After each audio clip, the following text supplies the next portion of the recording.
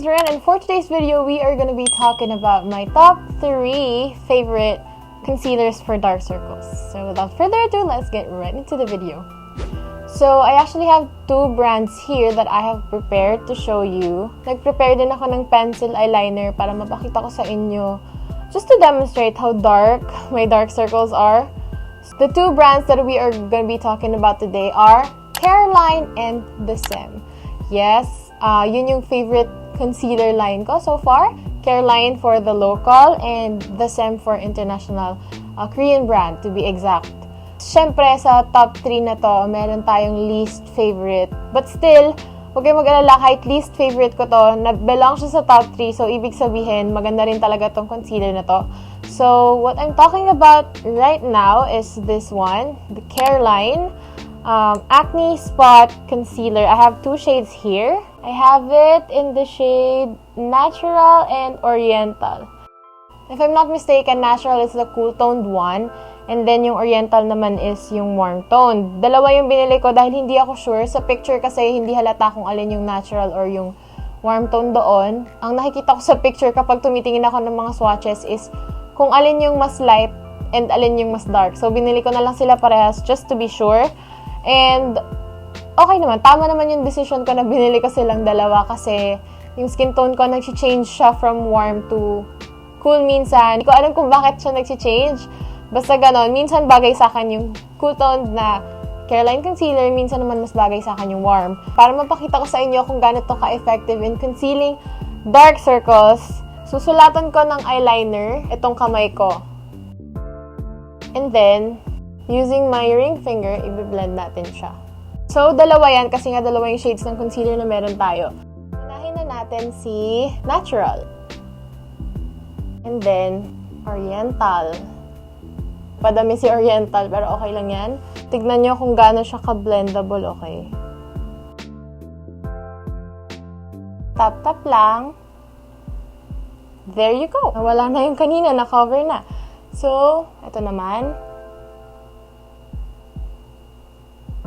Yung coverage niya is light to medium, pero I can assure you na buildable naman siya. Dahil pink undertone itong si Natural, mas na-cancel out niya yung pagka-purplish brown nung eyeliner sa hands ko. So, yun nga yung sinasabi nila na color correct kapag sobrang dark ng dark circles mo.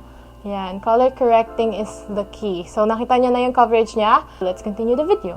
So, what I like about the CARELINE Acne Spot Concealer is that una, affordable sila. It retails for only 185 pesos and available siya sa Shopee, sa Lazada, sa Watsons, and di ko alam kung ano pa yung ibang official store nila, pero I always buy from Shopee, so ililink ko na lang sa baba kung saan ako laging bumibili, which is usually dun naman sa official store ng CARELINE. Halawa, yung blendability niya, sobrang gaan na feeling ko water-based to. I'm not quite sure kung talagang water-based ba to kasi hindi ko nabasa yung ingredients and naitapon ko na yung box nito. Nandun kasi yung details.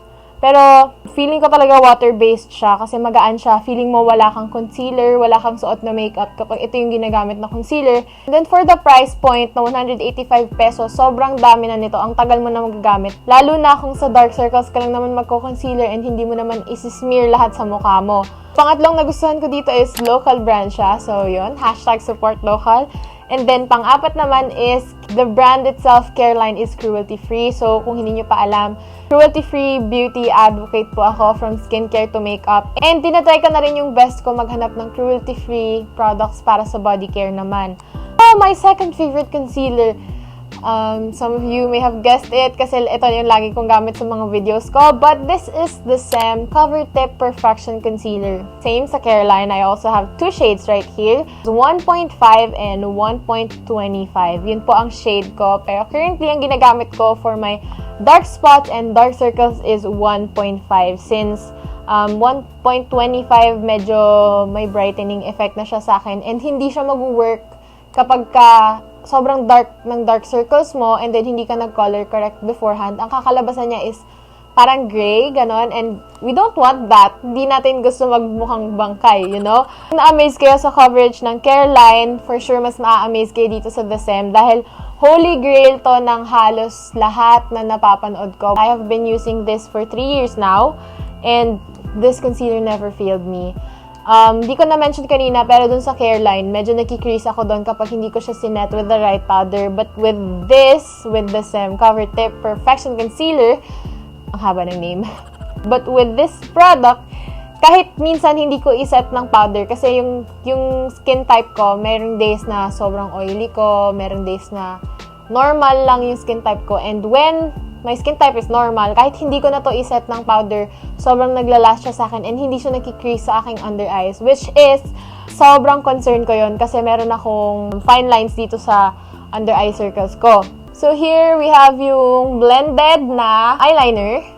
And then right side, ilalagay natin si 1.5. Sa left side, lalagay natin si 1.25. And blend lang natin. See? Na-cover niya na agad yung kaninang nangingitim na tuldok ng eyeliner. Partida, hindi pa well-blended yan. Pag binlend mo pa ng mas maayos yan, mas seamless yung application, lalo na kapag na-hit mo yung perfect shade for you. That's how nice the Saem Cover Tip Perfection Concealer is. So, yan. Kung di pa kayo nabubudol, sana nabubudol ko na kayo by now. O kung nakikita nyo, medyo may konti pa siyang spot na nagpipeek through, no? Pero since buildable naman yung coverage niya, pwede kayo mag-add ng product. This retails for...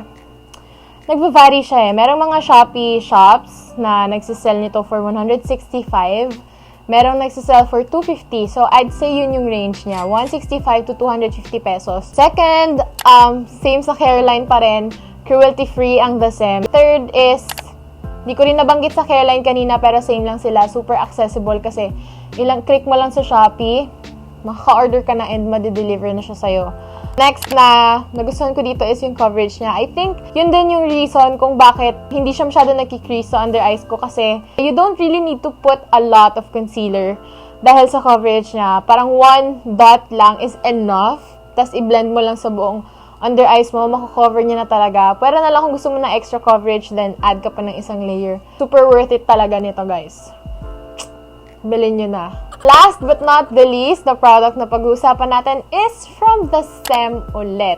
This is the Saem's Cover Perfection Pot Concealer and kung kanina 2 shades yung meron ako dun sa mga liquid concealers, dito isang shade lang. Kasi yun yung mahirap kapag nag-online shop ka, diba? Yung ma-hit mo talaga yung perfect shade mo, lalo na kung first time user ka lang naman nung mismong product na yun, so hindi mo pa alam yung shade mo. But, thankfully and luckily, na-hit ko ang perfect shade ko dito sa pot concealer na to.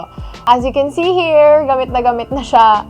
Pero wala pa siya sa kalahati. Ganun siya katipid gamitin dahil sobrang full coverage nito. What I usually do is get my concealer brush.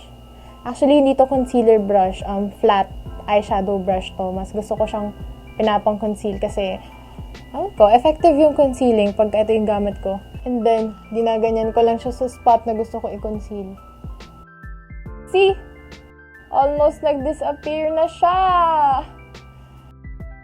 Kita nyo naman guys, one layer lang din itong pot concealer yung nilagay ko and na-cover niya na almost lahat ng pagka-dark ng eyeliner na yon. This is buildable din naman, pero I can say na dapat medyo careful kayo dito and kailangan iset nyo talaga to with powder kasi cream to. As in, cream type lang siya na hindi nagda-dry into matte. Unlike yung mga ibang cream products like cream blush, di ba kapag in-apply mo siya sa cheeks mo, pag natuyo siya, magmamatify siya sa face mo. Punta na tayo dun sa gustuhan ko dito. Unang-una is price point. You get, let me see. Wala siyang nakalagay kung ilang grams of product to, pero I have been using this for, I think, 3 months now. Almost every day ko siya ginagamit. And up until now, sobrang dami pa niya. Feeling ko hindi ko siya mauubos hanggang sa mag-expire na lang siya. Pero yes, sobrang sulit nito. And this retails for 199 pesos, I believe, doon sa binibilhan ko na Shopee. Anyway, everything will be linked down in the description box below. So, click nyo na lang yung link. Second is yung brand niya dahil cruelty-free nga siya kasi the Saem. And then, third na nagustuhan ko dito is yung blendability niya. As in, grabe, dahil cream type siya. Kasi, diba, yung ibang mga nagme-makeup when it comes to liquid concealers, pinapatagal nila yung technique nila, pinapatagal nila sa face nila yung concealer bago nila i-blend para mag-set muna siya sa skin para mas matagal yung coverage. I actually do that with this concealer as well kasi sobrang ganda talaga nito kapag ganun yung ginagawa ko. But with this one, hindi mo na siya kailangan gawin ng ganun kasi i-dab mo lang yung brush as in mako-cover niya na. Kung hindi kayo naniniwala at gusto nyo makita sa talagang dark circles na actual, panoorin nyo yung Full Color Blur Max review ko na video. Tignan nyo yun, panoorin nyo yun. Kahit skip nyo na lang dun sa part na kino-conceal ko yung dark circles ko. As in, makikita nyo doon na isang dab lang and then blend. Covered na talaga siya. This is actually my go-to concealer when it comes to dark circles. Pero kapag dark spots and acne marks na stubborn talaga, ang ginagamit ko is itong the Saem Cover Tip Perfection Concealer in 1.5. Kasi ganun nga yung technique na ginagawa ko. Yung nilalagyan ko ng dot, tapos pinapatagal ko like mga 3 minutes, and then saka ko siya i-blend. Kasi mas effective yung coverage. Mas maganda yung coverage na nakukuha ko kapag ganun yung ginagawa ko. So, yeah, I think wala naman akong na-miss na kahit ano sa video na to. Na-mention ko naman lahat. If you find this video helpful, then please don't forget to share this video, give it a thumbs up, and subscribe to my YouTube channel kung hindi pa kayo nakasubscribe, and click the notification bell beside the subscribe button para ma-notify kayo every time mag-upload ako ng panibagong video. Everything will be linked in the description box below, so check nyo na lang kung alin yung nagustuhan nyo. And please don't forget kapag nag-purchase kayo ng kahit ano sa mga nire-recommend ko, makeup man yan or kung ano-ano pa, don't forget to tag me on Instagram at rinly_.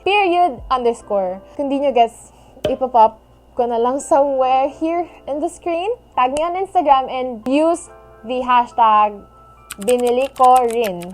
So I think that's it for today's video. See you on my next one.